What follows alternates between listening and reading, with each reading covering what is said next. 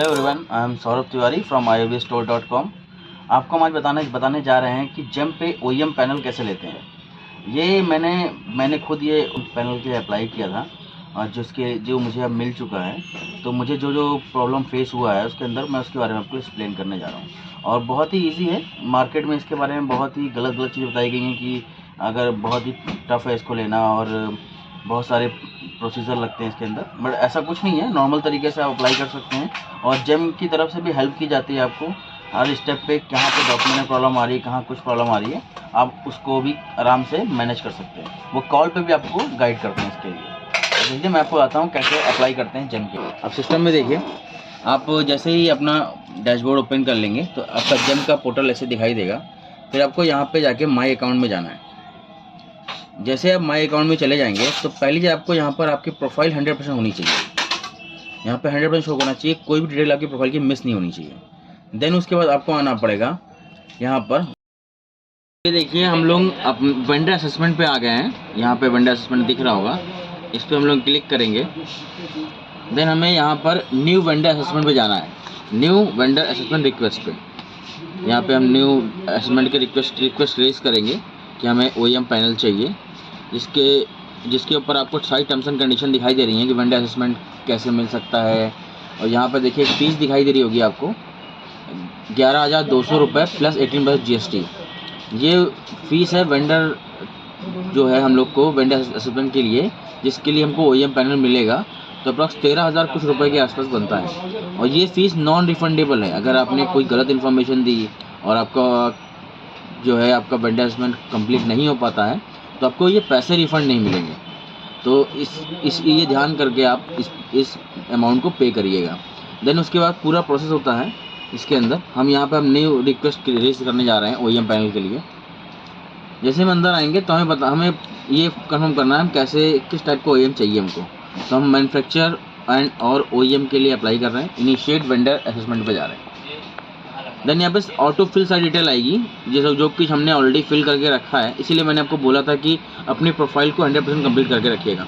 यहाँ पे हमें 2 एडिशनल डिटेल देनी होंगी, जो 2 एडिशनल कॉन्टैक्ट नंबर अपने ऐड करने होंगे,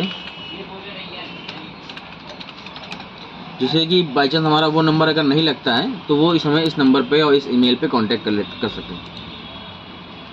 देन हम आगे प्रोसीड करेंगे। अब यहाँ पे हमारी बैंक डिटेल ऑलरेडी फिल होके आएगी, सब कुछ ऑलरेडी फिल होके आना। अब ये मेन हमारा पैनल है, जिसके लिए हमें किस कैटेगरी के लिए OEM पैनल की रिक्वायरमेंट है वो हमें यहाँ बताना होगा।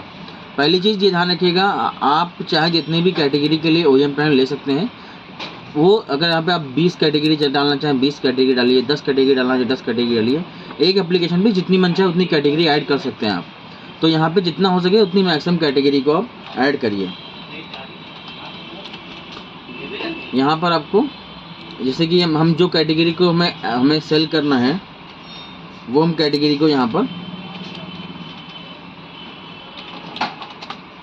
पे देखिए रिवॉल्विंग चेयर हमें करना है। तो हमने रिवॉल्विंग चेयर को सिलेक्ट कर लिया।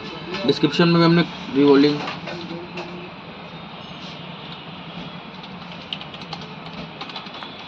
डाल दिया हमने। देन हमें यहाँ पे बताना है कि कितनी हम पर मंथ प्रोडक्शन कर सकते हैं इस प्रोडक्ट के बारे में।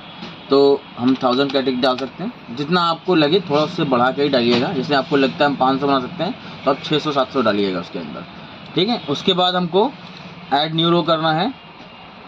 और एक चीज़, जैसे आप एक कैटेगरी आपने लगा दिया, बाई चांस आपको फिल करने में टाइम लग रहा है, बहुत सारी कैटेगरी ऐड करनी है, तो आप सेव एंड प्रोसीड करते जाइए इसको। जिससे क्या होगा, आप बैक में कैटेगरी डिटेल में आके दोबारा फिल कर सकते हैं, ये आपकी कैटेगरी ऐड रहेगी। बाई चांस अगर आपने सेव एंड प्रोसीड नहीं किया तो जो मान लीजिए आपने देर तक टाइम लगा आपको कैटेगरी फिल करने के लिए, तो अगर वो आपका सीज़न एक्सपायर हो जाएगा लॉगिन का, तो ये जो कैटेगरी आपने इतनी मेहनत से फिल करी हैं वो सब ऑटोमेटिक डिलीट हो जाएंगी। फिर ऐड न्यू करके हम और कैटेगरी को ऐड करते हैं।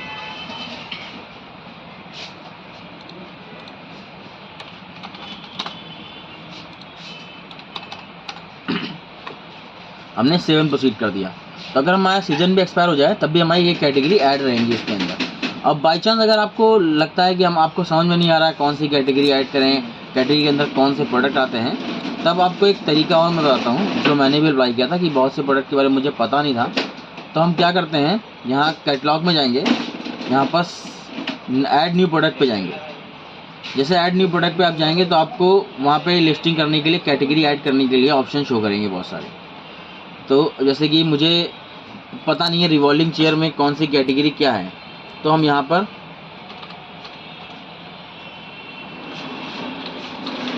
अब रिवॉल्विंग चेयर हमने लिखा, जैसे लिखेंगे हम तो हमें सामने इमेज भी दिखाई दे रही है। आप देखेंगे पूरी इमेज दिखाई दे रही है, क्या कैटेगरी के अंदर क्या लिस्टिंग करनी है हमको। तो इससे आपको बाई चांस आप समझ नहीं पा रहे कैटेगरी में क्या है। अब जैसे मैंने रिवॉल्विंग चेयर ये डाला है, ऑफिस कैटेगरी है, ये हमने सेलेक्ट किया है, तो इस टाइप की चेयर उसके अंदर आती हैं। तो आप समझ सकते हैं कि किस कैटेगरी में मुझे लॉगिन करना है, किस कैटेगरी में मुझे अप्लाई करना है, किसके लिए नहीं अप्लाई करना है। तो आप यहाँ समझ सकते हैं पूरी तरीके से। तो यहाँ से जैसे समझ जाएंगे आप इसको, फिर यहीं से जाइए और कॉपी करके वहाँ पे पेस्ट कर सकते हैं इजीली। जैसे यहाँ पर वो कैटेगरी हमने जो सिलेक्ट की थी वो हमारे पास यहाँ पे आ चुकी है। तो ये है मेडिकल स्टूल चेयर। हम यहाँ पे आएंगे और अपने दूसरे पैनल पे आके हमें बस यहाँ पर कैटेगरी पे पेस्ट कर देना है, उसके नीचे ऑटोमेटिक वो कैटेगरी आ जाएगी। हमने चेक किया, यहाँ पे कोई भी आप जो डिस्क्रिप्शन रिटर्न डाल दीजिए, कितनी कैपेसिटी आप प्रोडक्शन करना चाहते हैं वो डाल दीजिए, डाला और सेव एंड प्रोसीड कर दिया हमने। अब मुझे 3 ही कैटेगरी के लिए अप्लाई करना है, क्योंकि मैं एक्सप्लेन करने के लिए कर रहा हूँ। मैंने ऑलरेडी मेरे अपने दूसरे अकाउंट में मैंने अपना इसको अप्रूवल ले लिया है। देन हम अब आगे के लिए प्रोसीड कर रहे हैं इसको।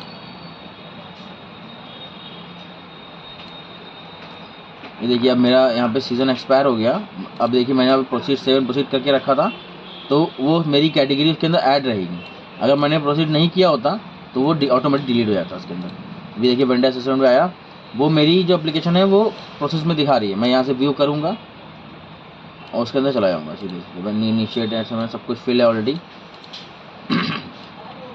यहाँ पे बैंक डिटेल ऑलरेडी फिल्ड है। देखिए ये 3 कैटेगरी थी, मैंने 2 कैटेगरी ऐड कर रखी थी, तीसरी कैटेगरी को मैंने सेव नहीं किया था तो वो हट गई, बस 2 कैटेगरी यहाँ पे शो कर रही हैं। आगे जा रहा हूँ मैं, यहाँ पे मेरा सब ऑटोमेटिक ऑटो फिल है, सब मुझे कुछ नहीं करना उसके अंदर। अब ये देखिए फीस दिखा रहा है यहाँ पे वहाँ पे 11,000 दिखा रहा था, यहाँ पे 13,216 रुपये है इंक्लूडिंग GST। ये आपको यहाँ पर फीस पे करना है। ये ऑनलाइन आप पे कर सकते हैं तुरंत ही। यहाँ पे आप डिटेल अपनी फिल करके और फीस को पे कर देंगे। जब फीस पे करेंगे उस स्क्रीन का स्क्रीनशॉट लेके अपने पास एज अ प्रूफ रख लीजिएगा। बाकी रिसीविंग भी आपको ईमेल के थ्रू सारा मिल जाएगा। अब आगे की डिटेल मैं आपको नेक्स्ट वीडियो में बताता हूँ।